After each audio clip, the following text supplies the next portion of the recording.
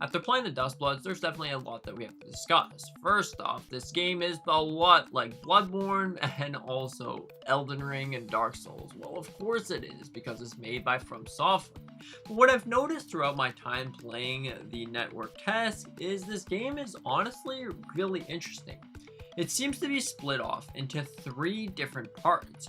You got sort of like the story mode where you're going to hunt down like blood beings, and then you got this other weird game mode that is like you have to go out throughout your time in the castle. There's gonna be a day clock, kind of like in Majora's Mask where the clock counts backwards. It kind of like that, but you have to defeat these certain amount of enemies before the time runs out. You get stronger and stronger, and eventually after that time you sort of go into a battle, and this battle ends off either you winning or you losing. It's not really an either or situation. So overall, this is definitely really interesting. Also, what I noticed here is if you were to take a look at it, it's kind of similar to Elden Ring Night Ring, where you're able to go and do some sort of multiplayer battle. I've noticed that there was a casual and there's a ranked game mode. So the casual is essentially helping your teammates and beating bosses and things like that. So that's what I've seen from that. I guess you get more score and more points as you defeat bosses, and that could essentially count towards the rank. But of course, the ranked mode wasn't really open to the public yet. But overall, I definitely find that to be cool. Now, also, there's one thing to note. I honestly am curious to know if this game, when it fully releases, is it going to be an online-only game, or is it going to have a solo mode, a mode that you don't have to be connected to the internet? Right now, that is something to be really concerned about. Well, of course, it's a network test, but you usually have to connect to the servers for this. Sometimes you could just do a demo for a network test or whatever. So it's really interesting to say, is it going to be a network test, a full thing that you have to stay connected to the internet and then play the game like that, or can you take the game on the go? I honestly believe that it's probably going to be able to take the game on the go. Don't need internet, don't need anything, but right now that is just something that you look at. You also have some assisted allies that you can collect throughout your journey, which is definitely really cool. Like in Elden Ring, where you're able to collect what are they, summons, and you can summon whatever character you want. This time around, there's like big guys that you can collect throughout your story. There's also the fact that you don't have to collect your souls after you get defeated, so that's not a thing that you have to do in this game. It seems like you just get defeated and then you restart from a certain point of the mission, so it doesn't really seem like there is something that you lose if you get defeated. I guess you lose your time because you got defeated. One thing that I've noticed is when I'm getting defeated, I'm sitting there staring at a screen for at least 3 minutes. I had no idea if there was a button that allowed me to just get back straight into the action, but if you're doing a specific boss fight and it's inside the day rush mode, well then you're essentially sitting there if you get defeated. So yeah, this is definitely really interesting. Now, another thing that I wanted to take a look at, another thing that I wanted to note, is there's multiple different classes of characters. Now, kind of like Elden Ring and things like that, this time around, it will fully change the character that you're using. Honestly, that is definitely pretty cool, because there's one of them that I like. It's like this ringette person that has a ring, and you can really speed attack with her.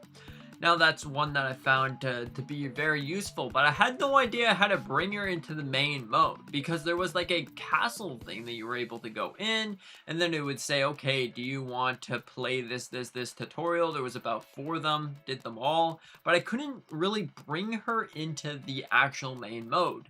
Maybe that's just a me problem, but I have no idea how to bring that into there.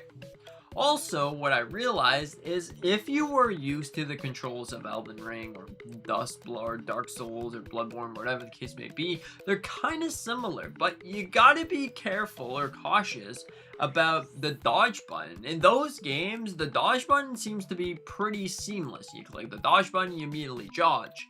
This time around, there's about a 3 millisecond sort of delay when it comes to dodging. So if you're gonna get attacked by some random enemy and you're going over here to try to dodge around them, Well, you're going to have to anticipate the dodge before you can actually do it. I don't know if that's just a me thing or the controller.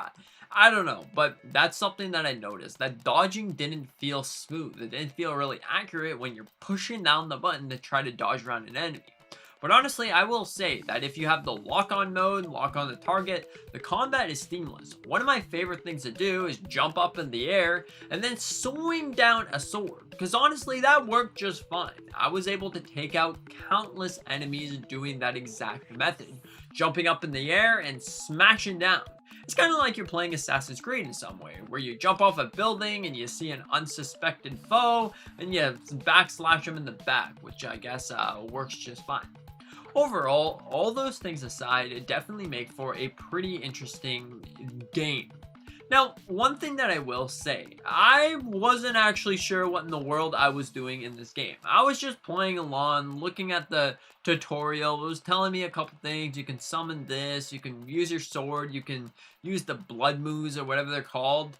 But I still wasn't sure what I was doing. There was some golden circles across the map, and then there was one game mode that was like the day thing, and then all of a sudden I walk in the castle, I'm in a boss fight, and then it was like counting downwards. I wasn't sure what was going on, but hey, it was fun to see a sort of From Software game only on Nintendo Switch. It honestly reminds me a lot of Bloodborne, to be honest. It isn't exactly like you don't have to go to the rest spots and level up your character. It seems like you just get those moves by yourself, because as you level up, you get stronger, you get more HP. You don't have to really put souls, so you don't actually have any souls to put into specific things. But also what I noticed, there was some roguelike elements where sometimes when you beat enemies, you'll level up a certain way, and then all of a sudden you'll get to pick in between two different moves.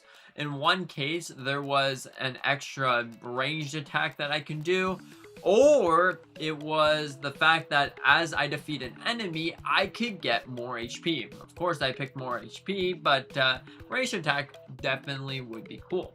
The thing that I find also really interesting is you get a secondary weapon. You get a gun, which I guess is really cool because it's really helpful, to be honest. Because if you don't really want to go and face your boss head on and you're not sure what his attack pattern is, you can stay back and you can sort of shoot him with your weapon, and then when you sort of learn his attack pattern, you can go in there with your sword, because obviously your sword's going to do a lot more damage than your weapon, your gun. But different characters will of course have a different ranged attack as well. Like the one lady there with the blue hat, she can throw her ring at people, which I guess that right there is definitely really cool. But overall, the Duskbloods is honestly a really cool and fun adventure. I played this whole network test for about an hour, I would say. I started at about 5 o'clock and the thing was going to end at 6. I played all the way through. So yeah, I did all 4 things. The only thing that I didn't really fully test out, I got to test out a bit of the multiplayer, which was definitely really cool. Speaking on multiplayer, there's in fact 3 different variants of multiplayer. There's one of them that you can just go and fight other people. There's another one that you fight bosses, and there's another one that as you explore, there's going to be certain levels that a whole bunch of people will spawn in and then help you take down the big boss. Well, I'm not actually sure how I got there anyways, but there was just random people that were summoned to come and help me. I guess they knew that I would suck at this game. I guess it just takes a little bit of getting used to, and then you'll get all the things ready. You'll be the pro at the Duskbloods, kind of like Dark Souls or Elden Ring. Maybe this is the perfect opportunity to get yourself Elden Ring if you've never played it, because there's a lot of similar aspects, or at least just get the combat nailed down and you should be good to go, my friend. You really should be.